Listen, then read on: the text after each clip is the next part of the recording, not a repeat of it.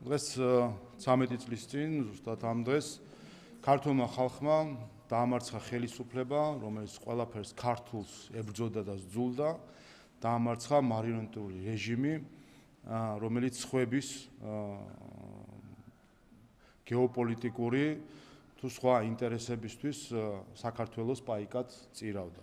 ეს მოხდა 13 წლის წინ, იმიტომ რომ მაშინ ბიძინა ივანიშვილმა შეძლო, რომ თავისი მტკიცენებით აღდგომოდა იმ დიქტატურას, რომელიც დამყარებული ქონდა ნაციონალურ მოძრაობას. 13 წლის წინ ნაცობა როგორც ხელისუფლება დამარცხდა, თუმცა ნაცობა როგორც ლიბერალური ფაშისტური იდეოლოგიის ქართული ოფისი ჯერ კიდევ დასამარცხებელი არის. და ამას ხედავთ ჩვენ თუ როგორ მოქმედებს ეს ლიბერალური ფაშისტური იდეოლოგია, ეს არის გამოწვევა დღეს მთელი მსოფლიოსთვის, ხედავთ ჩვენ ამერიკის შეერთებულ შტატებში იგივე იდეოლოგიის მატარებლები, რომლებიც სიძულვილს თესავენ და მათი დამარცხებაც როგორ ასე ვთქვათ რთული არის მათ შორის ამერიკის შეერთებულ შტატებში. ეს არის იდეოლოგია, რომელიც გულისხმობს სხვათა დროშების ფრიალს, რომელიც გულისხმობს სხვაგან ქვეყნის, საკუთარი ქვეყნის დასმენას, რომელიც გულისხმობს სიძულვილის თესვას, ეს იდეოლოგია არის ჯერ კიდევ დასამარცხებელი. მათ შორის 4 ოქტომბერს ქართველი ხალხს ექნება კიდევ ერთი შესაძლებლობა, რომ თავისი მყარი პასუხი გასცეს იდეოლოგიას, ნაცობას, როგორც იდეოლოგიას, რომელიც გულისხმობს სხვების ინტერესების, სხვა ქვეყნების თუ სხვა გარიძალების ინტერესების გატარებას. ამიტომ ჩვენი 13 წლიანი გამოცდილებაც აჩვენებს, რომ მიუხედავად იმისა, რომ ნაცობა როგორც ხელისუფლება დამარცხებულია, იდეოლოგია იკვებება გარედან და ამ იდეოლოგიას ჯერ კიდევ ჭირდება დამარცხება. აი სწორედ ეს ნაწილი ის მხრიდან ხაზგასმული, რომ ქვეყანა 23 წლის განმავლობაში არაერთი გამოკვლევის და არაერთი ბრძოლის წინაშე და ახლაც ამ პროცესს გადის და აქ უსვამს რატომ არ მნიშვნელოვანი ამორჩევილიც მიდის და საკუთარი აზრები გადის. ის რაზეც საუბრობს ბიძინა ივანიშვილი, რომ ქვეყანას ებრძვიან გარედან, შიგნიდან და ეს ყველაფერი არის მიმართული დამოუკიდებლობის მიმართ. რა სიტყვით თქვენ უფრო მეტს ამ ნაწილში? ჩვენ ხედავთ, რომ დღემდე ეს ჯერ კიდევ 13 წლის წინ და დღეს საზოგადოებამ უკვე იცის, მაშინ როდესაც ქართველმა ხალხმა ჩამოაცილა ხელისუფლებას ნაცმოძრაობის მარიონეტული რეჟიმი, მაშინ როგორ გადაეფარა მისი გარე მფარველები სააკაშვილის რეჟიმს, რომ არ აღსრულებულიყო მართლმსაჯულება. ჩვენ დღეს ვხედავთ, როგორი ზეწოლა არის და თქვენ წარმოდგენების წარმოდგენა ადვილია, თუ რამხელა ზეწოლა იყო თავის დროზე, რომ მართლმსაჯულება არ აღსრულებულიყო და მიზანი მხოლოდ ერთი არის, რომ შეენარჩუნებინათ ნაკვერჩხალივით ეს სიძულვილის პარტია და სიძულვილის იდეოლოგიები საქართველოში, რომ როგორც ნელი მოქმედების ნაღმი ყოლოდაც და საჭიროების შემთხვევაში გაეაქტიურებინა და ხედავდით ჩვენ ამ გაეაქტიურებას სხვადასხვა დროს ბოლო 13 წლის განმავლობაში და მათ შორის ხედავთ დღესაც ვაკვირდებით, რომ სრულად გარედან მართული დაჯგუფება არის, რომელიც შენარჩუნებული ყავთ იმისთვის, რომ ვინაიდან ვერ მართავენ ხელისუფლებას, მართონ ოპოზიცია და ესეთი მსგავსი დისკომფორტის და არეულობების შექმნის ცდილობებით აიძულონ ხელისუფლება, დაიყოლიონ საკუთარი ინტერესების გატარებაში. ეს არის მუდმივი ჭიდილი და ჩვენ თავარია ერთი რამე გაიაზროს ქართულმა ხალხმა და ვფიქრობ ბოლო 4 წლის განმავლობაში განსაკუთრებით რაც რუსეთ-უკრაინის ომი დაიწყო, ეს ყველამ დაინახა. ჩვენ ვფიქრობ, რომ ის ქართულმა საზოგადოებამ უკვე დიდი ხანია მოიხსნა ვარდისფერი სათვალეები, რომლითაც უყურებდა სამყაროს და მათ შორის უყურებდა ევროპას და ყველამ დაინახა, რომ ევროპა, ევროკავშირი როგორც ასეთი არ არის რაღაც წმინდანების თავყრილობა, რომელიც სხვათა ინტერესებით მოქმედებს. ყველა ძალიან მშრალი, ძალიან პრაგმატული, გააზრებულ საკუთარ ინტერესებს ატარებს. და ჩვენ დავინახეთ უკრაინა-რუსეთის ომის დროს, როდესაც შევხედეთ, რომ არავის ევროკავშირში, არავის ბრიუსელში ჩვენი ინტერესები არ ადარდებდა. ყველამ გაგვწირა მაშინ ჩვენ რუსეთთან ესკალაციისთვის, გაგვწირა ყველამ, მათ შორის გაგვწირა მათი NGO-ების და ნაცმოძრაობის ხელით, როდესაც გვიბიძგებდნენ რუსეთთან ესკალაციაზე და მაშინ დაინახა ქართულმა ხალხმა, რომ ეს წარმოდგენა, რომ თითქოს წესებზე დაფუძნებული საერთაშორისო წესრიგი არის ღირებულება, რომელსაც ყველა ეტრფის, სინამდვილეში ეს არის კონსტრუქცია, რომელსაც პატარა ქვეყნებს აჯერებენ, რომ თითქოს სამყარო წესებზე დგას და სინამდვილეში ეს არის ცივი გათვლის და საკუთარი ინტერესების გატარების იგივე პოლიტიკა, რომელიც მეორე მსოფლიო ომამდე არსებობდა. სინამდვილეში ამას ხედავთ ჩვენ ყოველდღიურად, მათ შორის საქართველოს მაგალითზე ხედავთ, როგორ უხეშად არღვევენ საერთაშორისო წესებს, ვენის კონვენციას, საერთაშორისო ხელშეკრულებებს ევროკავშირის წევრი ქვეყნები საქართველოს მიმართ. ამიტომ ეს არის მთავარი გაკვეთილი, რაც ქართულმა ხალხმა მიიღო ამ 13 წლის განმავლობაში, რომ როდესაც თუ კი გინდა იყო დამოუკიდებელი და სუვერენული, ამისთვის უნდა იყო მზად, რომ გაუძლო მზეწოლებს, რომელიც მოდის.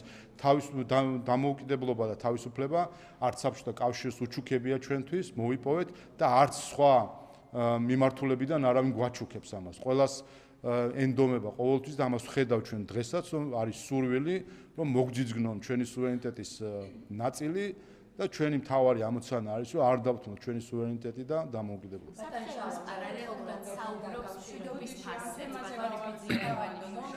შეიძლება ამ თემაზე აქციასთან დაკავშირებით ოპოზიცია, რომელიც საუბრობს, რომ მშვიდობიანი უნდა იყოს ეს აქცია, პარალელურად ამ დღების განმავლობაში ვნახეთ რეალურ მიზნებზეც მათი მხრიდან საუბარი იყო, რომ უბნები უნდა გავარღვიოთ, ეს იქნება დამხობა, მათ შორის ირაკლი ნადირაძემ თითქოს გედედეს გეგმაც გაასაჯარო.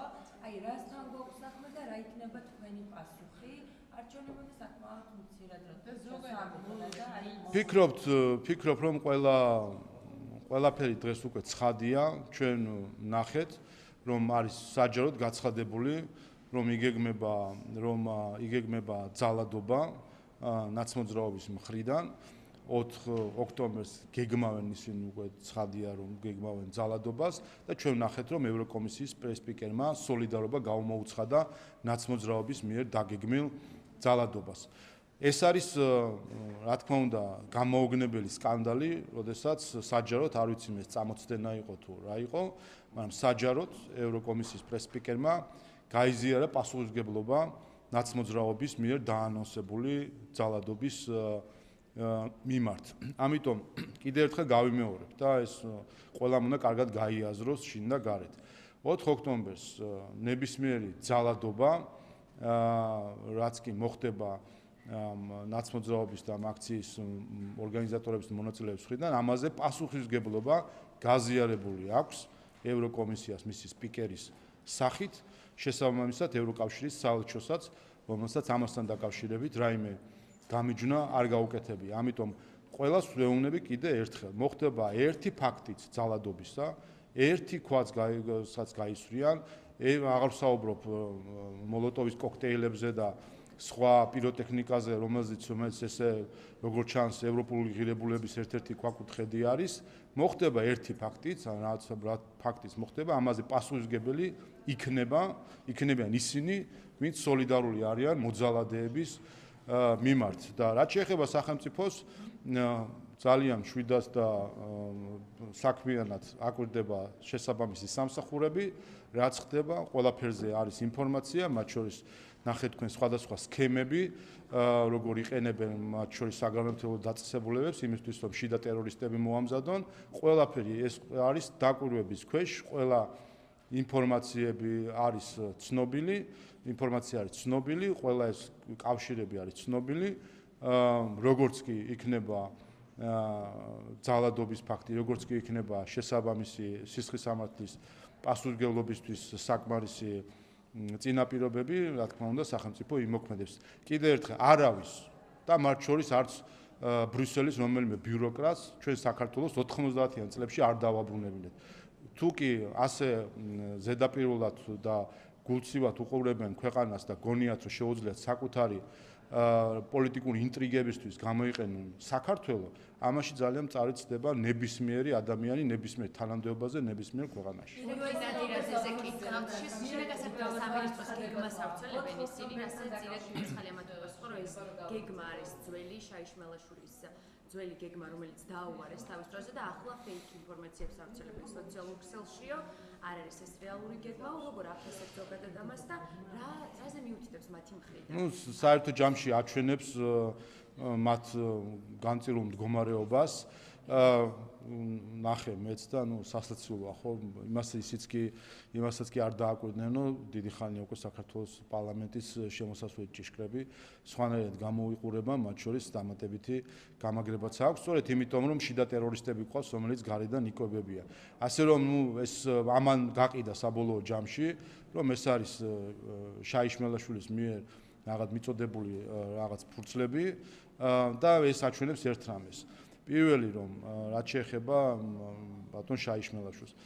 პირველი რომ ის როდესაც ადამიანი რომელიც სამხრეების ქვეშ იყო გარბის ქვეყნიდან და გარედან ცდილობს ქვეყანაში 90-იან წლების დატრიალებას და ძალადობის წაქეზებას, ეს არის უმაღლესი ხარისხი ქვეყნის ღალატისა. როდესაც სამოქალაქო პირი ჩადის ღალატს, ეს ერთია, მაგრამ როდესაც ადამიანი სამხრეების ქვეშ თავის სამშობლოს ღალატობს, ძალიან კარგია რომ იქ არის სადაც არის, იმიტომ რომ ის ამ საზოგადოების ნაწილი ვეღარასოდეს ვეღარ გახდება, როდესაც სამხრეების ქვეშ ყოფი ადამიანი, რომელმაც ამ პერიოდი გაატარა სამხრეებში და ფორმაში, როდესაც ასეთი ადამიანი საკუთარ ქვეყანაში ცდილობს რომ დაატრიალოს 90-იანი წლების უბედურება და ტყვია გავარდეს, ასეთ ადამიანს არაფერი ესაქმება ქართულ საზოგადოებაში, იყოს იქ სადაც არის და ვინც მას რთავს და ასე ვთქვათ ეთერს აძლევს, მათ მორალურ პოზიციასაც კარგად აჩვენებს და მათ შორის ვინც მას იფარებს. ქრონიკის ექსკლუზივი დავაზარკითხოთ ოფისის თანამშრომლებს, ყოფილ თანამშრომლებს უпростоრად 29 სექტემბერს ჩაირიცხათ თანხა დანიშნულებაში ამ თანხის ეწერა საპენსიო თანხა, ისევ როგორც ამ სქემის ახალმონაწილე უნივერსიტეტებს და შუქოსებს ეს თანხაც ჩარიცხულია ბანკოკიდან. აი თქვენ ამ თემაზე აქამდეც არაერთხელ ვისაუბრეთ, მაგრამ ამ შემთხვევაში ამ ახალ ჩარიცხვასთან დაკავშირებით რას გეუბნებათ? ვერ გეტყვით, ხა ის რომ USAID პენსიაზე გავიდა, ეს უკვე ვიცით და ძალიან კარგი, რომ როგორც მას უწოდა ამერიკის ადმინისტრაციის ერთ-ერთი წარმომადგენელი, ეს თაღლითური ორგანიზაცია იხურება. და ძალიან კარგია, რომ ასეთ თაღლითურ ორგანიზაციას აღარ ექნება შესაძლებლობა საქართველოში მავნე ოპერაციების განხორციელებისა. ჩვენ ვიცით წარსულიდან, რომ USAID იყო მთავარი დამფინანსებელი და რესურსების მიმწოდებელი საქართველოში არეულობებისა. ჩვენ ვიცით, რომ 2020 წლის პარალელური დათვლის გაყალბებაში მონაწილეობდა USAID. ჩვენ ვიცით, რომ 2024 წლის პარალელური დათვლის შედეგების არ გამოქვეყნებაში მონაწილეობდა USAID. ჩვენ ვიცით, რომ კანვასის ტრენინგები, სადაც შიდა ტერორისტებს ამზადებდნენ, ეს იყო დაფინანსებული USAID-ის მხრიდან.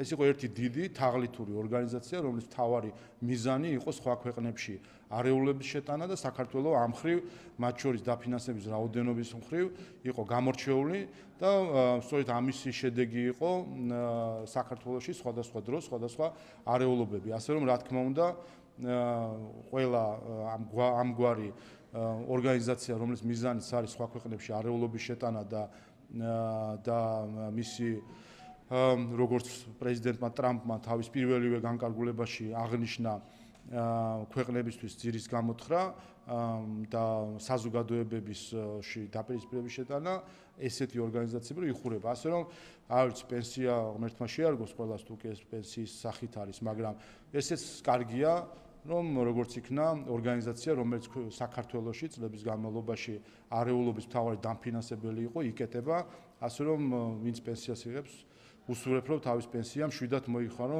შვიდ საქართველოში, რომელიც მათ ვერ არიეს და ქართულ მოცემას შეძლო, რომ შეენაჩუნება სიმშვიდე, თორემ აქ თუ ავყვებოდით ჩვენ იმას, რასაც USAID აფინანსებდა და აქ 90 წლებს დაატრიალებდნენ კანვასების დატრენებული შიდა ტერორისტები, ის არც ის პენსია შეერგებოდათ და არ ვიცი რა სად იქნებოდნენ კიდევ მეთოდი. მოდი აქეთ გადმოვიდეთ. აი ერთი და გადმოვიდივარ აქ. ორგანიზაციებს დავაკავშირდით და ისინი არ აპირებენ არჩევნებზე მისვლას, არც დაგვირგვებას, არც მონაწილეობის მიღებას როგორც მოქალაქეები. მხოლოდ ლევან ნატროშვილი ამბობს, რომ ამირებს დააკვირდეს არჩევნებს, მივიდეს უბრალოდ ნახოს როგორ ხდება, რამე ხომ არ შეიცვალა. აი რა რჩება მაშინ მათ მიზნად? ხო ადრე გვახსოვს უფრო მოწოდებდნენ არჩევნებს. ეს არის შვენიერი მტკიცებულება. ეს არის შვენიერი მტკიცებულება. არასამთავრობო ორგანიზაციებს უთქვამთ, რომ არ მივალთ არჩევნებს მონაწილეობას არ მივიღებთო მილიონერებს. ეს არის შვენიერი მტკიცებულება. თუ სინამდვილეში რაში იხარჯებოდა ფული, იმ რასაც ეძახდნენ დემოკრატიის გაძლიერებას, სინამდვილეში აი აჩვენა მათმა დამოკიდებულებამ დემოკრატიული პროცესების არჩევნების მიმართ, რომ ეს არიან ჩვეულებრივად ჯგუფები, რომლის ამოცანა არის ძალაუფლების მოპოვება და ამ შემთხვევაში მათი დანიშნულება იყო მათი დამფინანსებლებისთვის საქართველოში ძალაუფლების ბერკეტების მიცემა. ეს არის კარგი მაგალითი ამისა. თქვენ გახსოვთ, რომ 2024 წელს საპარლამენტო არჩევნების წინ ყველა ეს არასამთავრობო ორგანიზაცია ჩართული იყო აქციაში, თუ რა ვიცი, ჰქონდა თავი ღონისძიებები, რომ გამოდით არჩევნებზე, მიიღეთ მონაწილეობა არჩევნებში, მე მივდივარ არჩევნებზე, ასე შემდეგ და მილიონები დაიხარჯა ამ ყველაფერში უცხოური ფული. წელს კი ამბობენ, რომ ეს ყველას პირადი საქმე არის, თითქოს არჩევნებზე წასვლა. ეს აჩვენებს კიდევ ერთხელ, რომ ჩვენ ამ ორგანიზაციების სახით სინამდვილეში უცხოური დაფინანსებით ყავს არა დემოკრატიის მხარდამჭერები და გამძლიერებლები, არამედ ყავს ანტიდემოკრატიული ორგანიზაციები, რომელთა მთავარი მიზანი არის სახელისუფლებო ბერკეტების მოპოვება და მათი გაზიარება მათი დამფინანსებლისთვის და უცხო ძალებისთვის. ასე რომ ეს არის მომენტი, როდესაც თავადვე აღიარეს, რომ ესენი არიან, რომ ეს ორგანიზაციები არიან დემოკრატიის მტრები და მათ შორის მათი მიზანი არის ამ არჩევნებზე ქართველი ხალხისთვის საარჩევნო უფლების განხორციელებისთვის ხელის შეშლა. და ეს ყველაფერი ჩვენ დავიმახსოვროთ და ყველა საბოლოო ჯამში როდესაც გვექნება შესაძლებლობა სხვადასხვა საელჩო რო დაიწყებს შემდეგ საუბარს დაფინანსებაზე და წუწუნს, სხვადასხვა დონორი ორგანიზაცია ამობეჭდეთ, ააფარეთ ყველა სახეზე, რომ მათ მიერ დაფინანსებული ორგანიზაციები დემოკრატიის მტრები არიან საქართველოში და არ აღიარებენ დემოკრატიულ ინსტრუმენტებს, არამედ სწორედ სურთ დემოკრატიის გვერდისავლის ძალაუფლების მოპოვება.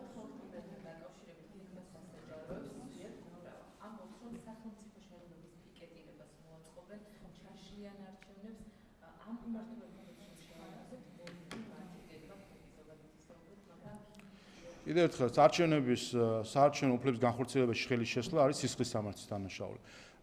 საჯარო დაწესებულებების პიკეტირება არის სისხლის სამართლის დანაშაული. ძალადობა არის სისხლის სამართლის დანაშაული. მოლოტოვის კოქტეილის როლა არის ტერორიზმი, შიდა ტერორიზმი. პოლიციაზე თავდასხმა არის სისხლის სამართლის დანაშაული. ეს არის ყველაფერი დაანონსებული სისხლის სამართლის დანაშაულები.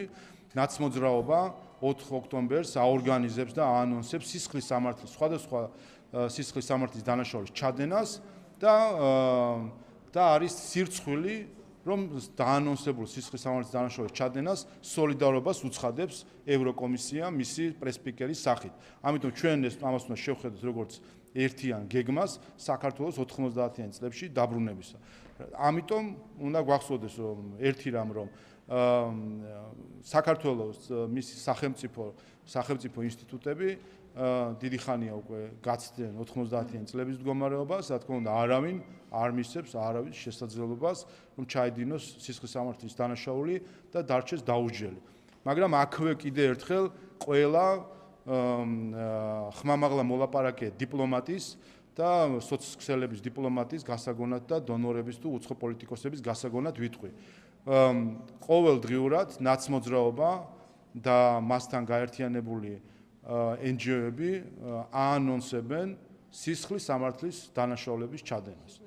ან ისინი გაიხმობენ მათ NGO-ებს და აუხსნიან რომ რას ნიშნავს სამართლებრივ ჩარჩოებში ყოფნა და ნაცმოძრაობას და სხვებს ვინც ახლა გეგმავს სისხლის სამართლის დანაშაულის ჩადენას, ან როდესაც ეს საქმე დადგება ფაქტის წინაშე იქნება ჩაიდენა სისხლის სამართლის დანაშაულს და სახელმწიფოს ექნება რეაგირება, მერე ნუღა იქნება ნიანგის ცრემლები მათი მხრიდან, ვინაიდან დღეს სწორედ ევროკომისიის პრეს-სპიკერის მიერ ნაცმოძრაობისთვის გამოცხადებული სოლიდარობით არის წაქეზებული სისხლის სამართლის დანაშაულის ჩადენა შესაბამისად. იქნება დანაშაული, იქნება პასუხი ამაზე და შემდეგ ნიანგის ცრემლები არ დავინახოთ ზოგიერთი ელჩის თუ უცხოელი პოლიტიკოსის მხრიდან. აი რა გაბრუნდო. ისი? ასეს ევროპის საბჭოს რეზოლუციის პრაქტიკაზე. ორი მიმართულება აქვს შეგიძლია პირველი უკავშირდება პარტიების აკრძალვის თქვენს გეგმას, რომელსაც კრიტიკულად აფასებს ეს რეზოლუცია და აღნიშნულია, რომ ეს არის ერთპარტიული დიქტატურის დამყარების მცდელობა საქართველოში. ეს ერთი ნაწილი და მეორე.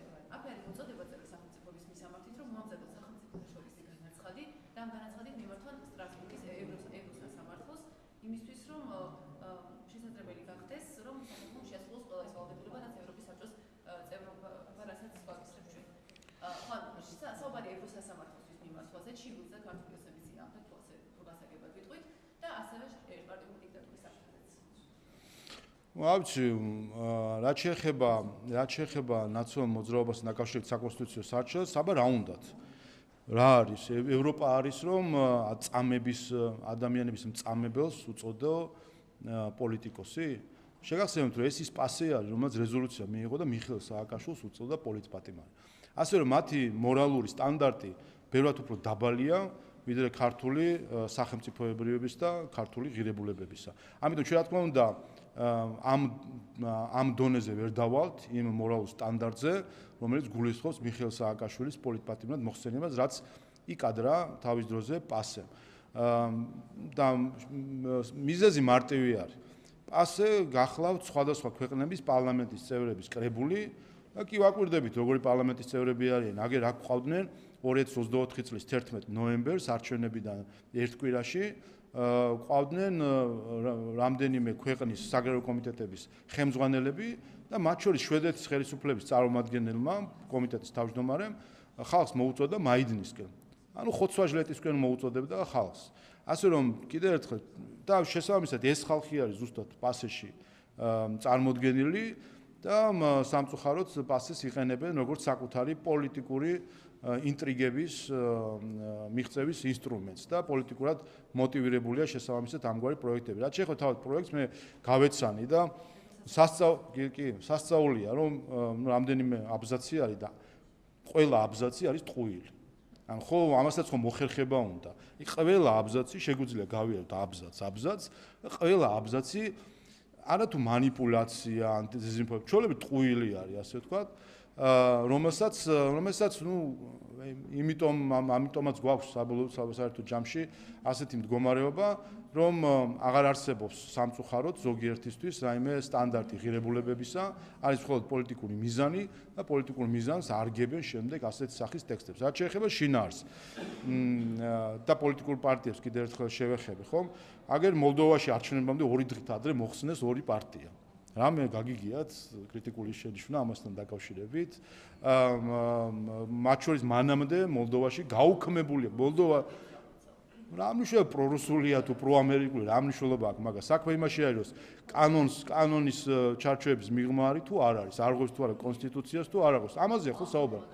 ხო, ანუ აი ხო, მათ შორის ხო, აი უყურეთ, ბევრი ამას იტყვა და ბევრი იმას იტყვა. ამიტომ არსებობს საკონსტიტუციო სასამართლო, ჩვენ საქართველოს პარლამენტმა ჩაატარა საპარლამენტო გამოძიება ნაცმოძრაობის რეჟიმთან დაკავშირებით, რომელიც გამოძიების გარეშე თითოეულმა მოქალაქემ თავის თავზე გადაიტანა თუ რას ნიშნავს ეს რეჟიმი, შესაბამისად განიხილავს ამას საკონსტიტუციო სასამართლო და მიიღებს თავის გადაწყვეტილებას და როდესაც პოლიტიკურად მოტივირებული გამოსარჩელებაა ნაცმოძრაობის მიმართ, იმ ხალხის მხრიდან, რომელიც მიხეილ სააკაშვილს უწოდეს პოლიტპატიმარს, პასეს რეზოლუციით. რა თქმა უნდა, ხა ასეთ პუნქტებს ჩვენთვის არანაირი ღირებულება არ აქვს. ის, ვინც მიხეილ სააკაშვილს უწოდებს პოლიტიკურ პატიმარს, მათი აზრს საქართველოსთვის აქვს 0 ფასი.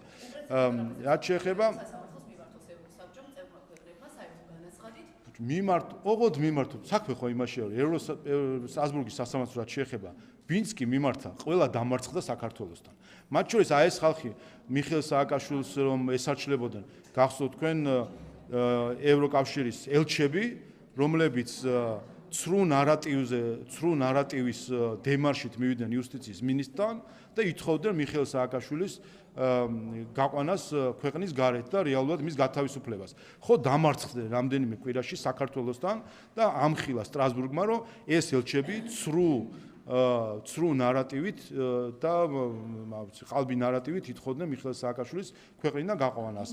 გვარამიას საქმე, მელიას საქმე რომელი ერთი ჩამოთავს სააკაშვილის საქმე, რუსთავი ორის საქმე, ყველა საქმე არ ყოფილა არ ვიცი, უყურეთ, ყველამ თავის უნდა პრეცედენტული იყოს, უნდა უპრეცედენტო იყოს, საქმე ამაში ხო არა. საქმე იმაშია, რომ ყველა ვინც საქართველოს სახელმწიფოს დაეჯახა საერთაშორისო სასამართლოში, ყველა დამარცხდა, მათ შორის არბიტრაჟებში.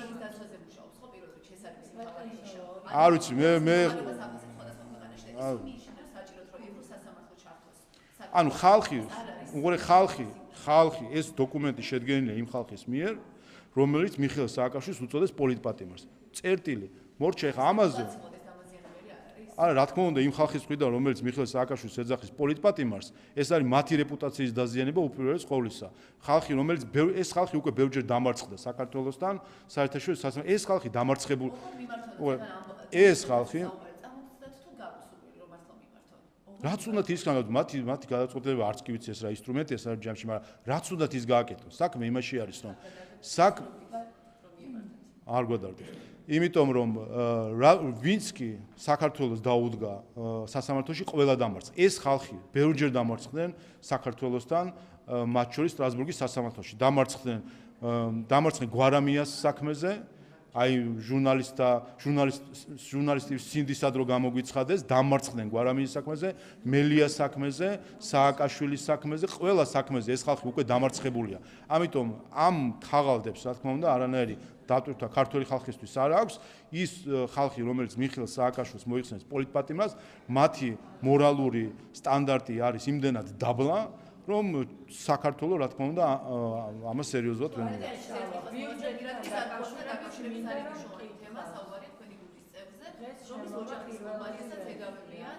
ბაღებისა და სკოლების ტენდერების აღებას, შემდეგ ამ ტენდერების შეუსრულებლობას და შესაბამისად მილიონების ხალხაზეა საუბარი. მინედავ. ბიუჯეტიდან. თქვენივე შესაბამისი უწყებები. არავინ არ ედავება, თქვენ გინდათ იგივე სახის ყალბი ამბავი შეთხზათ, რაც 2 წლის წინაც ზუსტად იგივე კომპანიაზე იყო საუბარი, მაშინ ირაკლი ზარქვამ ყველას გასცა სათანადო პასუხი ამ კომპანიასთან დაკავშირებით, რომელიც თავის დროზე იყო მისი ოჯახის წევრის იყო არანაირი კავშირი ამ შემდეგ რა ვიცი ამ ხელშეკრულების შესრულებასთან მას ჰქონდა ამაზე განცხადება კიდევაც და ეხლა არის ცდილობა რომ იგივე დეზინფორმაცია და ყალბი ამბავი შემოატრიალოთ ხელახლა.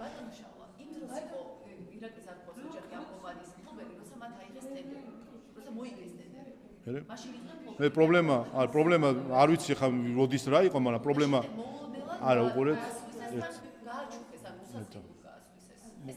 უყურეთ კიდე ერთხელ 2 წლის წინ იგივე მცდელობა იყო ამ ყალბი ამბით რეპუტაციის შელახვისა, ამაზე პასუხი გასცა ირაკლი ზარქვამ, მათ შორის პარლამენტის დარბაზიდან და ვერავინ ვერ შეედავა მას ამ განცხადებაში. ახლა კიდევ არის მცდელობა, რომ ეს ყალბი ამბავი ხელახლა შეეცვალოთ. თავისთავად. გასცა ამაზე, იმიტომ რომ არანაირი კავშირი მის ოჯახის წევრებს აი ამ ხელშეკრულების შესრულებასთან არ ქონდა. ნუ ახლა გიპასუხებ. უყურეთ 2 წლის წინ მათ შორის თქვენი ტელევიზიაც იქნებოდა ალბათ 2 წლის წინ თქვენი შეთქმულია ეს ყალბი ამბავი, გასცა პასუხი ამაზე ირაკლი ზარქვამ, რაიმე კონტრპასუხი აღარ ყოფილა, მორჩა ეს საქმე. მე უყურეთ კიდე ხა მე ხო დეტალებს ხო არ გეუბნები, მე გეუბნებით რომ ანუ დიახ, იმიტომ რომ იყო ყალბი ამბავი, რომელსაც უპასუხა ირაკლი ზარქვამ 2 წლის წინ და ამითი თქვენმა ტელევიზიებაც მაშინ დახურეს საკითხი, ვინაიდან ცხადი იყო, რომ ეს იყო აბსოლუტური ყალბი ამბავი. ეხლა მცდელობა არის 2 წლის წინ რომ ესე თქვა სიყალბეში ხილებული იყავით და ეხლა ვცდილობთ ხელახლა ეს სიყალბე გამოაცოცხლოთ, აი ეს რა სპორტი არის გამოგებინეთ. ეხლა საკუთარ რეპუტაციას მაიწყობენ ეს. აი, ნუ მე სხვა პასუხი თქვენთვის აღარ მაქვს გისმენთ. ბიძინა ივანიშვილის რამდენიმე კითხვას დავსვამ, უპირველეს ყოვლისა 13 წელი გავიდა ქართული ოცნების ხელისუფლებაში ყოფნიდან და მე მაინტერესებს, სად არის თავად ბიძინა ივანიშვილი. გუშინ მათ შორის ღონისძიებაზე იყავით წარმოდგენილი ქართული ოცნება და იყო მოლოდინი, რომ იქ მაინც გამოჩნდებოდა. ახლა წესით ხალხთან ერთად უნდა აღნიშნავდეს და ზეიმოვდეს აი ამ 13 წლის თავს ხელისუფლებაში ყოფნის, მაგრამ არცაც ჩანს და ოფისში დაწერილი და გამოქვეყნებული წერილით ახსენებს ხალხს, რომ 13 წელია ქართული ოცნება ხელისუფლებაშია. სად არის ბიძინა ივანიშვილი ბატონიშა? ხა იზღა გვაკლია ქართულ ოცნებას, რომ ლელომ დაგვიდგინოს ჩვენ დღის წესრიგი და განრიგი, რას როგორ აღნიშნავთ და სად ვინ მივა. მე მგონი ეს არის სრულად ქართული ოცნების და მათ შორის ბიძინა ივანიშვილის გადასაწყვეტი, ვინ სად მივა, ვინ სად იქნება ჩართული და როგორ იქნება ჩართული. რაც შეეხება ხალხს, ხალხი თავის პასუხს იტყვის 4 ოქტომბერს არჩევნებზე, როდესაც ასობით ათასი საქართველოს მოქალაქე გამოვა საარჩევნო უბნებთან და თავის პასუხს გასცემს ყველა შიგნით და გარეთ, ვინც ცდილობს რომ საქართველოს გახვიოს დააბრუნოს 90 წელს. ბატონი ბიძინა სად არის ბატონო შალვა და რატო არ აღნიშნავს მაგალითად ამ ყველაფერს ხალხთან ერთად? არ ჩანს 13 წელია ხელისუფლებაში ადამიანი და ესე ხალხს ელაპარაკება განცხადებებით და წერილებით. რატომ არ ჩანს სად არის ბიძინა ივანიშვილი? თქვენს გემოვნებას ვერ დააკმაყოფილებს ბიძინა ივანიშვილის თუ ქართული ოცნების საქმე, ვინაიდან თქვენ ხართ ლელოს წარმომადგენელი და კიდევ ერთხელ ლელოს დღის წესრიგი თქვენ. სად არის მეთქი ბატონო შალვა? სად არის ბიძინა ივანიშვილი? რას უგეს არის? წერილებით ელაპარაკება ხალხს. 13 წელია ერთი წამის პარალელურად. თქვენ როგორი თქვენ რა სურვილი გაქვთ? რა ფორმით გინდათ თქვენ კომუნიკაცია? ხალხთან არ გამოდის და ახლა 13 წლის შემდეგ წერილით ახსენებს ხალხს თავის ქართულ ოცნებას და ასე შემდეგ. რატო არ ჩანს ხალხთან ყოთა აღარ აქვს ბიძინა ივანიშვილი? კიდევ ერთხელ ლელოს შესაძაფასებელი კიდე კარგი ლელოს შესაძაფასებელი არ არის ქართული ოცნება და მის საპატიო თავმჯდომარე როგორ თქვენ რა გინდათ რა რისი დანახვა გნებავთ თქვენ? როგორც მოვიდა ხელისუფლებაში, ისე რატომ აღარ ჩანს ხალხთან? თქვენი დღის წესრიგი და თქვენი განრიგით ხო ვერ იმუშავებს ქართული ოცნება. 4 ოქტომბერს გაეცემა თქვენს ყველა კითხვას პასუხი, როდესაც ქართული ხალხი გამოვა და კიდევ ერთხელ მათ შორის ლელოს მიუჩენს თავის ადგილს. რა ძალიან გინდათ ესე იგი თქვენ პირადი შეხვედრა?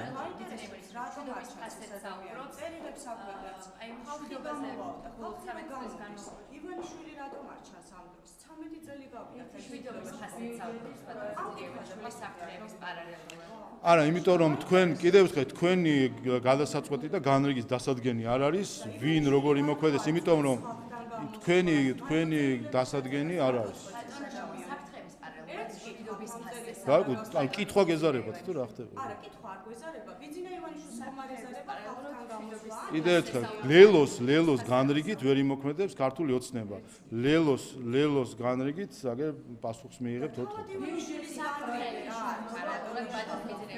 შვიდობის ხასიათს აუქმებს ბატონო შალვა და შვიდობაზე რომ საუბრობთ საფრთხეების პარალელურად შვიდობის წერილზე საუბარი და შეიძლება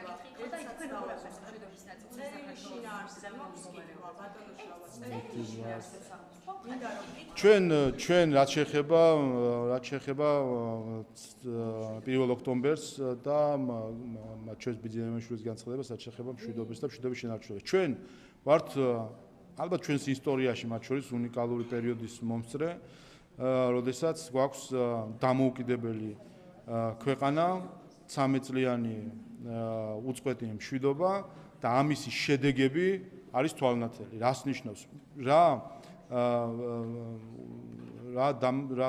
მოაქვს მშვიდობას, ამას ხედავთ ჩვენს ეკონომიკური ზრდაში, ამას ხედავთ ჩვენ ქვეყნის განვითარებაში, ამას ხედავთ ჩვენ ყველა საერთაშორისო შეფასებაში, რომლის მიხედვითაც საქართველო არის მოწინავე იმ ეკონომიკური განვითარების ტემპებით, რომელიც სხვა ქვეყანას აქვს, არის მოწინავე, მათ შორის ინსტიტუციურადაც და შეხედეთ ნებისმიერ რეიტინგს, კორუფციის სიმცირის, ეკონომიკური ზრდის, მთავრობის ეფექტიანობის, ყველა მიმართულებით საქართველო არის მოწინავე. და არის მოწინავე იმიტომ, რომ ჩვენ უზრუნველყავით 13 წლიანი უწყვეტი მშვიდობა. ეს არის ის, რაც ბიძინა ივანიშვილი დაპირდა 13 წლის წინ არჩევნებისას საქართველოს მოსახლეობას და ეს არის ის რაც ისი შესრულებაც გვაძლევს შედეგებს ჩვენი ქვეყნის განვითარების მხრივ. გაიხედეთ ნებისმიერ სფეროში, ნებისმიერი მიმართულებით დაწყებული ინფრასტრუქტურით და დასრულებული და გაგრძელებული სპორტით მათ შორის რა მიღწევები აქვს საქართველოს. თქვენ რა გონიათ რომ სპორტული მიღწევები რაიმე რაღაც არაბუნებრივი მოვლენების შედეგია თუ რაღაც შემთხვევითობა არის. ეს არის შედეგი იმის რომ არის 13 წლიანი უწყვეტი მშვიდობა, რამაც შესაძლებლობა მოგცა რომ ეკონომიკურად განვითარებული იყო, რამაც შესაძლებლობა მოგცა რომ სპორტული ინფრასტრუქტურა განვითარებული იყო, რამაც შესაძლებლობა მისცა რომ ის ტალანტი და ნიჭი რაც ქართველ ბავშვებში თავის დროზე იყო, ეს განვითარებული იყო შესაბამისი ინფრასტრუქტურითა და სპორტული ხელმძღვანელობით და სწორედ ამან მოგვიტანა შედეგი, რომ სპორტის ბევრ მიმართულებაში საქართველოს შეძლო ისტორიული შედეგების მიღწევა სხვადასხვა ასპარეზობებში. აი, ბიძინა ივანიშვილის დაპირებებზე მინდოდა რომ გამეგრძელებინა ბატონო შალვა. ივანიშვილის ერთ-ერთი დაპირება მათ შორის იყო ბატონო შალვა, გასაოცარი დემოკრატია. შეიძლება პარალელურად სინამდვილე ხარჯზე პროექტი ბატონო შალვა, რომ შეაფასოთ ის მთავარი პრიორიტეტები რა იქნება, რაც ახლა პირველად ვერსიაში არის გასაგები. უპირველეს ყოვლისა, ბიუჯეტი, რომელიც განხილვას პარლამენტი შეუდგება, ადგილობრივი თვითმმართველობის არჩევნების შემდეგ და წლის ბოლომდე მივიღებთ, არის კიდევ ერთი ასახვა ქვეყნის სწორი მიმართულებისა. ეს არის ჩვენი მიზანი. ეს არის სინამდვილეში ეროვნული ინტერესი და არა ის, რასაც ჩვენ გარედან გვიბიძგებენ. ჩვენ დაგვეჯერებინა თავის დროზე ბრიუსელისთვის და ზოგიერთი არამკითხე მრჩევლებისთვის დაგვეჯერებინა. არა თუ ეკონომიკური ზრდაზე და გაზრდილ ბიუჯეტზე, გაზრდილ პრესიების გაზრდაზე გვექნებოდა საუბარი და სხვადასხვა დიდი ინფრასტრუქტურულ პროექტებზე, დღეს გვექნებოდა სადარდებელი ის ომისგან დანგრეული ქვეყანა, როგორ აღვედგინა. ვინც დაუჯერა ამ მავნე რჩევებს გარედან, ხედავთ სადაც არიან. მათ შორის მოლდოვის მაგალითიც მოვიყვანე, რომელიც ზუსტად თუ დააკვირდებით, თვეებით ემთხვევა, რომ მოლდოვა, რომელიც 2021 წელს ომამდე, უკრაინაში მინდარი ომამდე 2021 წელს საქართველოზე მაღალი ეკონომიკური ზრდა ჰქონდა 2022 წლიდან, როგორც კი დაიწყო ომი უკრაინაში და როგორც კი დაიწყეს სხვების აზრების გათვალისწინება და არა საკუთარი ხალხის ინტერესების მიყოლა, ზუსტად იმავე მომენტიდან ჯერ ჰქონდათ მინუსი ეკონომიკურ ზრდაში, -5% ეკონომიკური ვარდნა ჰქონდა და შემდეგ ნულის გარშემო ტრიალებს მათი ეკონომიკური მაჩვენებლები. მიუხედავად იმისა, რომ ხედავთ ჩვენ რომ ხან 2 მილიარდს პირდებიან, ხარას პირდებიან, დღეგამოშვებით, ესე იგი არიან ამის ქებაში, მაგრამ სულად იმიტომ რომ ინსტიტუციურად დაუჯერეს და ვეტინგები ატარეს და არ ვიცი კიდე სხვა რა ინსტიტუციურ ცვლილებებს, იმიტომ რომ ეკონომიკურად დაუჯერეს, იმიტომ რომ პოლიტიკურად დაუჯერეს, აქვს ის შედეგი. და ვინც არ დაუჯერეთ მავნე რეკომენდაციებს, საქართველოს აქვს დღეს 8%-იანი ეკონომიკური ზრდა. ხედავთ რომ უკვე ტენდენციად იქცა რომ თავდაპირველი შეფასებები სხვა ინსტიტუციების იზრდება ხოლმე მე წლის განმავლობაში, გუშინაც 6%-დან 7%-მდე გაზარდა აზიის განვითარების ბანკმა. ეს არის შედეგი მშვიდობისა. ეს არის სინამდვილეში რა არჩევანიც გააკეთა 2022 წელს საპარლამენტო არჩევნებისას და რატომაც გაბრაზდნენ უცხოელები, რომ ქართველმა ხალხმა თქვა, რომ მისთვის გადამწყვეტი არის ეროვნული ინტერესები, საკუთარი ქვეყნის განვითარება და არა ის რაღაც ქიმერა, რომელსაც სთავაზობენ არამკითხე რეკომენდატორები გარედან. შესაბამისად, ჩვენი 2026 წლის ბიუჯეტიც არის ზუსტად დამსახურება ქართველი ხალხის ბრძნული დამოკიდებულებისა ქვეყნის მიმართ და მეორე მხრივ, რომ გაყოლოდა ხალხი იმ მავნე რეკომენდაციებს, რომელიც გარედან მოდიოდა თუ შიდა აქტორების დახმარებით, NGO-ების აქტიური ჩართულობით, დღეს გვექნებოდა დეფოლტი და საქართველოს იქნებოდა 90-იანი წლების მდგომარეობაში. ბატონო შალვა, ბიძინა ივანიშვილის ერთ-ერთი დაპირება იყო მათ შორის გასაოცარი დემოკრატია და ისეთი დემოკრატია გვექნება ქვეყანაში, რომ ევროპასაც კი გავაოცებთ. აი რა გასაოცარი დემოკრატია შექმნა ბიძინა ივანიშვილმა ამ ქვეყანაში და რომელი დემოკრატიით აოცებთ ევროპას?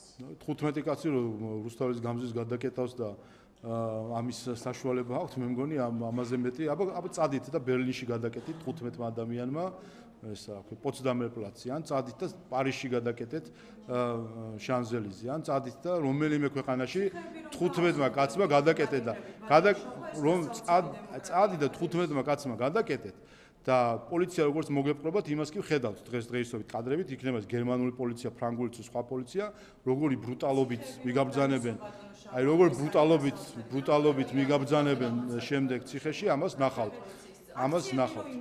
სახეში რომ პოლიციელები ადამიანებს ციხეს არტყამენ და ასევე ციხეებში რომ გამოკეტეთ აქციის მონაწილეები, ასე აპირებთ და ასე რაც შეეხება შიდა ტერორიზმს, რომელიც გამოწვევა არის ბევრი ქვეყნისთვის, რა თქმა უნდა, შიდა ტერორიზმის წინააღმდეგ ბრძოლა არის ერთ-ერთი გამოწვევა ყველა ქვეყნისთვის. ხედავთ, რომ ეს არის გარედან დაფინანსებული, მხარდაჭერილი და შემდეგ მათ შორის დანაშაულის შემდეგ მხარდაჭერილი შიდა ტერორიზმი.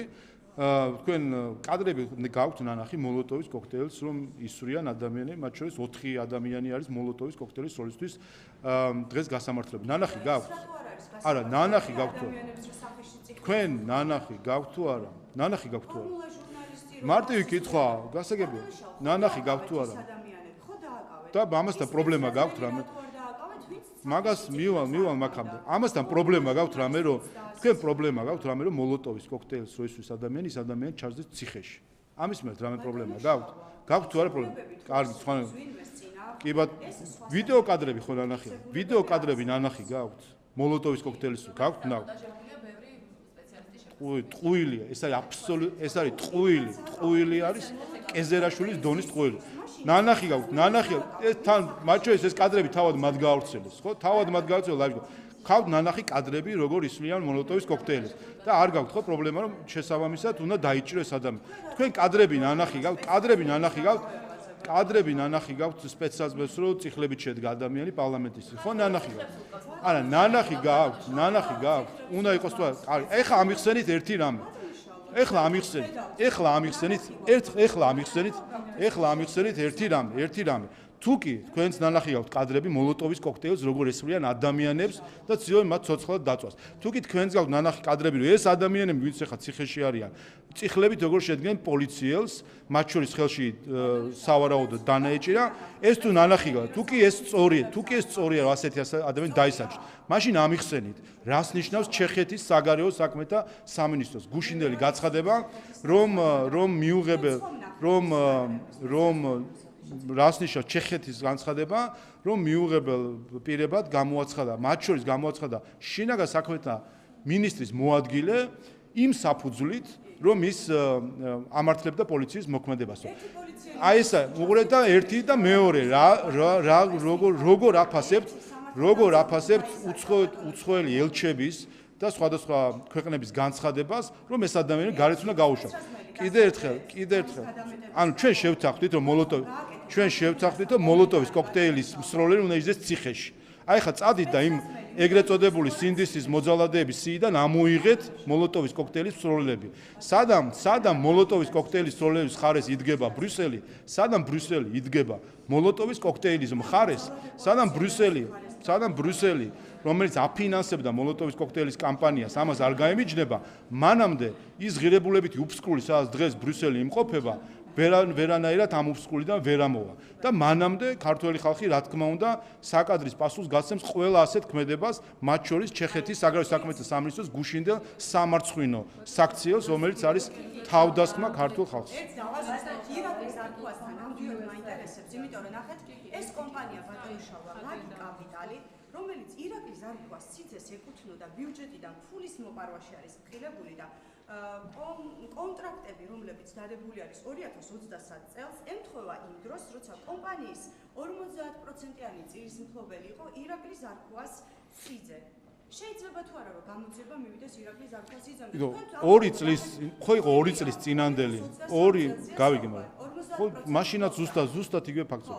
2 წლის წინანდელი ყალბი ამბავი, რომელიც შეიქმნა ამასთან დაკავშირებით, ამ ყალბ არა, არანაირი კავშირი ამ კონკრეტული პროექტის შესრულებასთან არ ქონდა.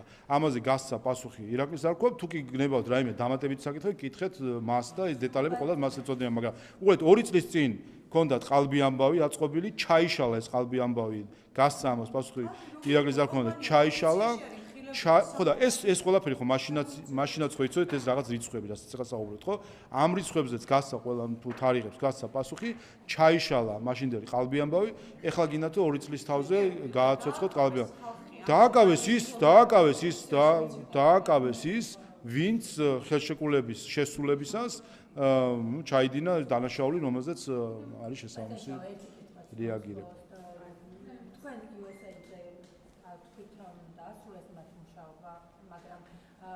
ჩვენ ვესაუბრეთ, რომ დაისაუბრა ერთ ადამიანს, რომელმაც ასევე დაადასტურა ბანკოკიდან ჩაიწყო და ეს ხომ არ არის ერთგვარი ახალი სქემა. ზოგადად ერთი საკითხი, რასაც ჩვენ ბოლო პერიოდში ხედავთ და მას შორის ჩვენი შესაბამისი სტრუქტურები ამაზე მუშაობენ, ხედავთ ჩვენ როგორ ხდება საგარანტიო დაწესებულებების გამოყენება იმისთვის, რომ გვერდი აუარონ საქართველოს კანონმდებლობას. პირველი მე შევახსენებ ყველას კიდევ ერთხელ ვენის კონვენციაზე როცა საუბრობ 51 მუხლზე, იქ მარტო იმაზე კი არის საუბარი, რომ დიპლომატები არ უნდა ჩაერიონ შიდა საქმეზე. იქ სხვა წინადადებაც არის, რომელიც ამბობს, ყველა დიპლომატიური მისია უნდა დაემორჩილოს ადგილობრივი ქვეყნის მასპინძელი ქვეყნის კანონმდებლობას. და ოდესაც ჩვენ მოგვდის ხმები, რომ არის მცდელობა გვერდი აუარონ სხვადასხვა სქემებით საქართველოს კანონმდებლობას, ორგანიზაციების სხვა ქვეყანაში გაფორმებით, სხვა ტიპის კონტრაქტების თვალთმაქცური კონტრაქტების დადებით და ასე შემდეგ, ამ ყველაფერთან დაკავშირებით მოგვდის ხმები და მინდა კიდევ ერთხელ მიმართო ყველას, განსაკუთრებით დიპლომატიურ მისიებს. არავის ხელი არ წაუწდეს საქართველოს კანონმდებლობის დარღვევისკენ და გვერდის ავლის სქემების დალაგებისკენ. კიდევ ერთხელ და მიმართავ იმ NGO-ებს, რომელიც ასეთ სქემებში თანხმდებიან, ასეთ სქემებში მონაწილეობას, ოღონდ ფული მიიღონ. მე მათ ვეუბნები, ვინაიდან ისინი საქართველოს მოქალაქეები არიან. მათ წირავენ უცხოელები, წირავენ იმ ჯარიმებისთვის, რომელიც გათვალისწინებულია საქართველოს კანონმდებლობის დარღვევას და იმ სანქციებისთვის, რომელიც საქართველოს კანონმდებლობა ის უცხოელები ხელებს დაიბანენ, წავენ ამ ქვეყნიდან, გადავლენ სხვა ქვეყანაში და თბილად იქნებიან, როგორც არაერთი ასეთი ადამიანი წასულა და თავისთვის თბილად და მშვენიერად არიან. და ის ხალხი, რომელსაც ისინი წირავენ კანონდარღვევისთვის, შემდეგ ზოგი დღეს ციხეში არის, იმის გამო რომ წააქეზეს ძალადობისკენ, იმის გამო რომ ბრიუსელი აფინანსებდა მოლოტოვის კოქტეილის კამპანიას, შემდეგ ვიღაცა ახალგაზრდამ ჩათვალა, რომ რახან ბრიუსელი აფინანსებს მოლოტოვის კოქტეილის კამპანიას, ალბათ ეს სწორი და მისაღები ფორმა არის და აიღო წაუკიდა ბენზინი ბოთლს და ესწოლა პოლიციას და ცეცხლი წაუკიდა პოლიციას. იმიტომ რომ ბრიუსელი აფინანსებდა მოლოტოვის კოქტეილის კამპანიას.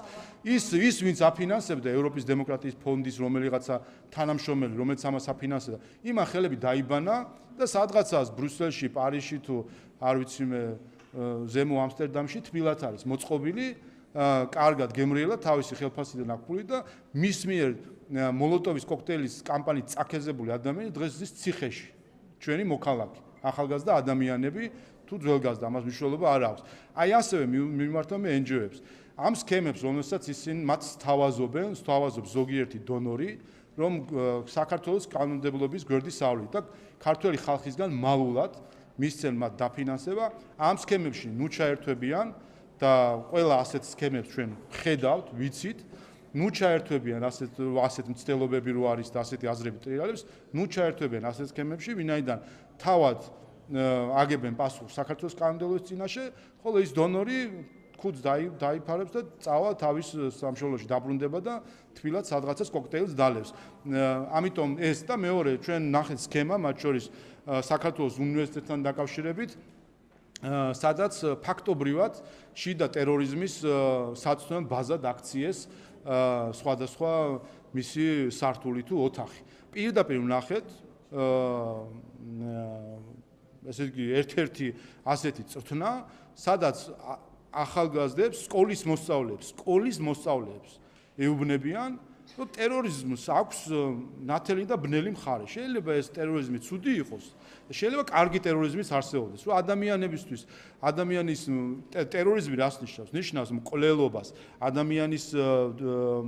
ადამიანზე ზეწოლას, ადამიანებს მუქარას. ეს ნიშნავს რაღაცა მიზნებისთვის ძალადობის გამოყენებას. და პირდაპირ ნახეთ პრეზენტაციაშიც ჰქონდათ პირდაპირ რომ ტერორიზმი შეიძლება რაღაც მომენტში იყოს რაღაც, რა ვიცი, ეროვნული საქმე. ზუსტად ეს გახლავთ შიდა ტერორიზმის ასე ვთქვათ წაქეზება და მნიშვნელოვანი არის რომ შესაბამის უწყებები მიყვენ ბოლომდე ამ სქემას, გამოვლინდეს ყველა დამფინანსებელი, იმიტომ ის ვინც აი ამ ორგანიზაციას ფრანკლინის კლუბის რაღაც შემდეგი საცეცი რომ არის შექმნილი, ვინც ამ ორგანიზაციას და ვინც აფინანსებს, რომ მე-9 კლასელ ბავშვებს აზროვნება გაუმრუდონ და ძალადობა, როგორც დასაშვები ზომა, ასე ვთქვათ, მას ასე ვთქვათ, აუხსნა რომ თითქოს ძალადობა არის დასაშვები და ტერორიზმია, აი ის ვინც აფინანსებს, ის არის საქართველოს მტერი. ეს უნდა ვიცოდეთ ჩვენ. ქართული საზოგადოების მტერია, ვინც აი ასეთ ღონისძიებას აფინანსებს, ვინც ასეთ ღონისძიებას ატარებს, ის არის ჩვენი ახალგაზრდობის მტერი და შეგახსენებთ, რომ ზუსტად იგივე მენტალიტეტი 100 წლის წინ გარედან მოგვახვიეს თავს, როდესაც მიზანი ამართლებს საშუალება ათქმევინეს ბოლშევიკებს და ბოლშევიკური ტერორი დაამკვიდრეს საქართველოს. აი ბოლშევიკების მემკვიდრეები არიან დღეს ის ლიბერალური ფაშისტები, რომელთაც ამერიკაში ჩარლი კირკი მოკლეს, რომლებიც ევროპაში ატერორებენ ადამიანებს, ესე ბოლშევიკების შთამომავლები არიან რადიკალი მემარცხენე ლიბერალი ფაშისტები, როგორც 100 წლის წინ მათ შორის ევროპიდან შემოვიდა ტერორის ეს იდეოლოგია, რომ მიზანი ამართლებს დასავლეთთან შემოვიდა მიზანი ამართლებს საშუალება, დღესაც ჩვენ ხედავთ, რომ მიზანი ეს ტერორისტული იდეოლოგია დღეს მკვიდრდება უცხოური დაფინანსებით, საგანმანათლებლო დაწესებულების გამოყენებით, სკოლის მოსწავლეებში ამ ყველაფრის ჩანერგვის. ამიტომ უპირველეს ყოვლისა მე მიმართა მშობლებს, რომელმაც იციან რომ მათი შვილები ასეთ ტერორისტულ გადამზადებებს გადიან საქართველოს უნივერსიტეტის რომელიღაცა სართულზე, მათ მშობლებს მიმართავ რომ ხდება მათი შვილების რადიკალიზაცია და ტერორისტებად მომზადება და მიმართავ მათ ვინც ამაში ფინანსურად თუ ორგანიზაციად ჩართული არის, ну რა თქმა უნდა ამას ყველაფერს თავისი რეაგირება ექნება და მიმართავ კიდე მათ შორის იმ უცხოელ დონორებს, ვინც აი ამას აკეთებს და გონია რომ მარტო საქართველოს დააზიანებს. ვინც სხვა ქვეყანაში ვინც აფინანსებს ექსტრემიზმს, ის საბოლოო ჯამში თავად იმყოფს ტერორიზმს და ეს ჩვენ არაერთხელ ვნახეთ, მათ შორის ევროპის მაგალითზე, როდესაც ახალისებ გარეთ რადიკალ ჯგუფებს, საბოლოო ჯამში ეს ჯგუფები მოგადგებიან სახში ტერორისტებად.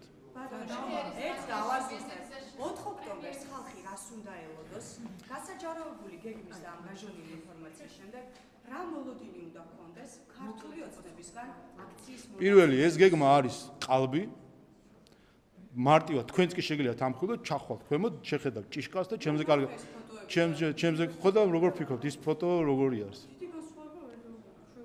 ჩადით ნახეთ ჭიშკარი მასე გამოიყურება თუ არა ჭიშკარი დღეს იცით რომ ზუსტად აი იმ ფოტომ ამხილა რომ აბსოლუტურად არის ყალბი რაღაც დოკუმენტი და მათ შორის ვიცით რომ ეს არის შაიშმელაშვილის ნამოქმედარი თავის დროზე რომელიც მას თავზე გადაახიეს იმიტომ რომ ეთყობოდა რისთვისაც აკეთებდა ამ ყველაფერს რომ შემდეგ ეს გაესაღებინა რაღაც ოფიციალური დოკუმენტი შესაბამისად კიდევ ერთხელ ადამიანი სამხრეთში მყოფი ადამიანი, როდესაც გაიქცევა სხვა ქვეყანაში და იქიდან შენ ქვეყანაში ცდილობს არეულობის მოწყობას, ეს ადამიანი დეფინიციითვე არის მოღალატე.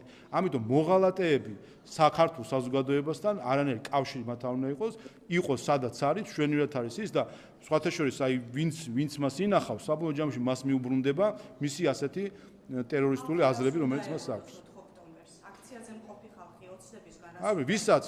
ვისაც უნდა საქართველოს არის დემოკრატია და საქართველოში ვისაც სურს საკუთარი აზრის თავისუფლად მშვიდობიანად გამოხატვა, ყველა არის თავისუფალი რომ მშვიდობიანად გამოხატოს თავისი აზრი. როგორც კი ვინმე დააპირებს ძალადობას, თქვენი აზრით რა უნდა ვქნათ? აი თქვენი აზრით, აი ვიღაცამ ქვარო გესულოთ თავში აქციიდან, რა უნდა ვქნათ?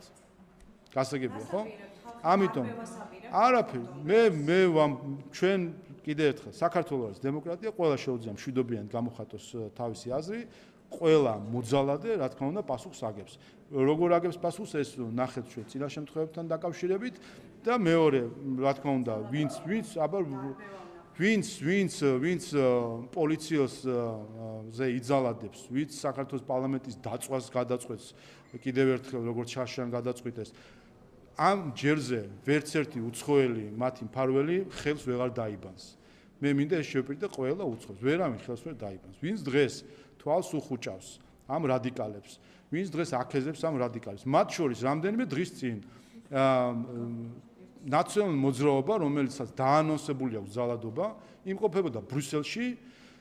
იქით ამ მხრიდან არ იყო განცხადებები, მაგრამ ნაციონალური მოძრაობის განცხადებით თუ დაუჯერებთ, მათ შორის ევროკომისიაში ჰქონდა შეხვედრები სხვადასხვა თანამდებობის პირთან, რა თქმა უნდა, ესეც არის ძალადობის წაქეზება.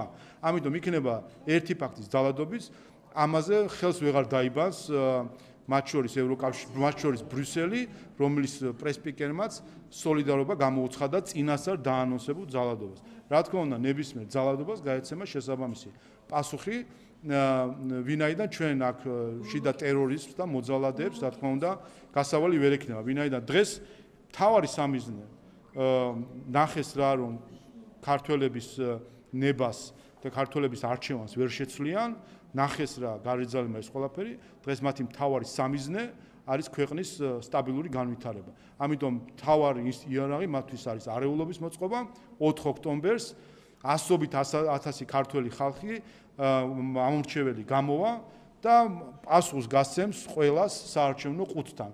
და მე მოუწოდე მათ შორის ყველა უცხოელს, რომ ფართოდ გაახილოს თვალები, შეხედოს არჩევნების შედეგებს, ჩახედოს იმ საქართველოს მოქალაქეებს, რომლებიც საარჩევნო უბნებზე მივლენ და პატივისცეს ქართველი ხალხის სუვერენულ არჩევანს და გაემიჯნოს ყველანაირ ძალადობას.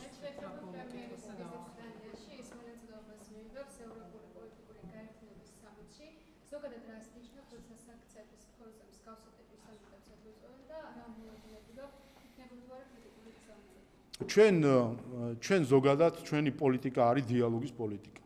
და მათ შორის უპირველეს ყოვლისა საერთაშორისო ასპარეზზეც არის დიალოგის პოლიტიკა. სამწუხაროდ ბრიუსელმა არა მხოლოდ საქართველოსთან მიმართებით, მათ შორის ხედავთ უკრაინის ომთან დაკავშირებით ბრიუსელის გასაკვირად ხის პოზიციას განსხვავებით ამერიკის შეერთებულ შტატებისა, რომელიც ცდილობს რომ მშვიდობა დაამყაროს.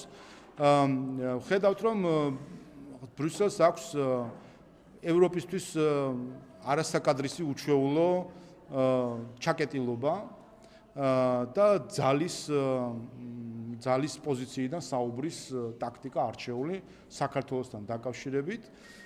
ამიტომ ჩვენ ყოველთვის დათვალთ დიალოგისთვის და ყველანაირ ფორმატში ჩვენი მონაწილეობის, ამიტომ მისასალმებელია, რომ აქ შესაძლებლობა ექნება საქართველოს პრემიერ-მინისტრს კიდევ ერთხელ ისაუბროს იმაზე, თუ რას ნიშნავს, თუ რა მიღწევები აქვს საქართველოს სხვადასხვა მიმართულებით. და რატომ გვინდა რატომ ვართ ჩვენ ყოველთვის ღია დიალოგისთვის და რატომ არის ჩაკეტილი ბრიუსელი დიალოგისთვის? პასუხი მარტივია. დიალოგის ეშინია მას, ვინც არ არის დარწმუნებული საკუთარ სიმართლეში. ბრიუსელმა იცის, რომ ის ტყუის ქართველი ხალხის წინაშე და საქართველოს ხელისუფლებამ იცის, რომ ის მართალია ქართველი ხალხის და საქართველოს ისტორიის წინაშე. ამიტომ ჩვენ ვართ თამამი დიალოგის დროს.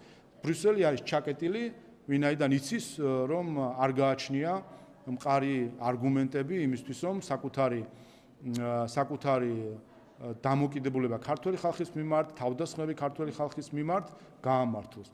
ამიტომ ეს არის ძლიერ როცა ხარ ძლიერი, არ გეშინია საუბრის, როცა ხარ სუსტი შენ არგუმენტებში, როგორც ეს ბრიუსელი არის, მათ ეშინიათ საუბრის.